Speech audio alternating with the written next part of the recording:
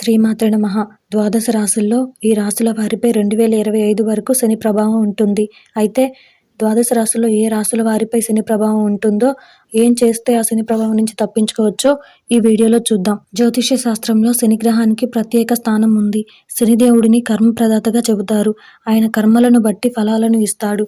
మంచి చేసేవారికి మంచి, చెడు చేసేవారికి చెడు కలిగిస్తాడు. అందుకే శని ప్రభావం ఉన్నప్పుడు ప్రజలు ఎంతో భయపడతారు. ఏం జరుగుతుందోనని ఆందోళన చెందుతారు. జాతకంలో శని మహాదశ, ఏలినాటి శని ఉన్నవారు ప్రత్యేక పూజలు చేస్తారు. శని ప్రభావం నుంచి తప్పించుకునేందుకు పరిహారాలు చేస్తుంటారు. అయితే ఏప్రిల్ 29న శని కుంభరాశిలోకి ప్రవేశించాడు. 2025 మార్చి 29 వరకు అదే రాశిలో ఉంటాడు. శని సంచారం 5 రాశుల వారికి తీవ్ర ప్రభావం చూపుతుంది.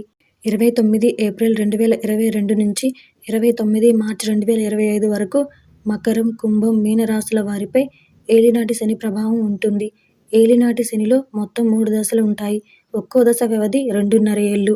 ఏలినాటి శని ప్రభావం ఉన్న వారికి అనేక ఇబ్బందులు కలుగుతాయని జ్యోతిష శాస్త్రంలో పేర్కొన్నారు. ఇక కర్కాటకం, వృశ్చిక రాశి వారిపై శనిదయ ప్రభావం ఉంటుంది. శనిదయ కూడా ఏలినాటి శనిలాగే ఆయా రాశులపై ప్రతికూల ప్రభావం చూపుతుంది. ఈ సమయంలో వారు మానసిక, శారీరక, ఆర్థిక ఇబ్బందులను ఎదుర్కోవలసి ఉంటుంది. అయితే జాతకంలో శని బలమైన స్థానంలో ఉన్నప్పుడు వారికి అదృష్టం కలిసి వస్తుంది. శనిదయ లేదంటే ఏలినాటి శని ప్రభావం ఉన్నవారు శనిదేవుడితో పాటు హనుమంతుడిని పూజించాలి. మంగళ శనివారాల్లో క్రమం తప్పకుండా హనుమాన్ చాలీసా పఠించడం వల్ల శనిగ్రహం శాంతిస్తుంది. అంతేకాకుండా శనివారం నాడు శనిదేవుని విగ్రహం ముందు దీపం వెలిగించడం కూడా చాలా మేలు చేస్తుంది.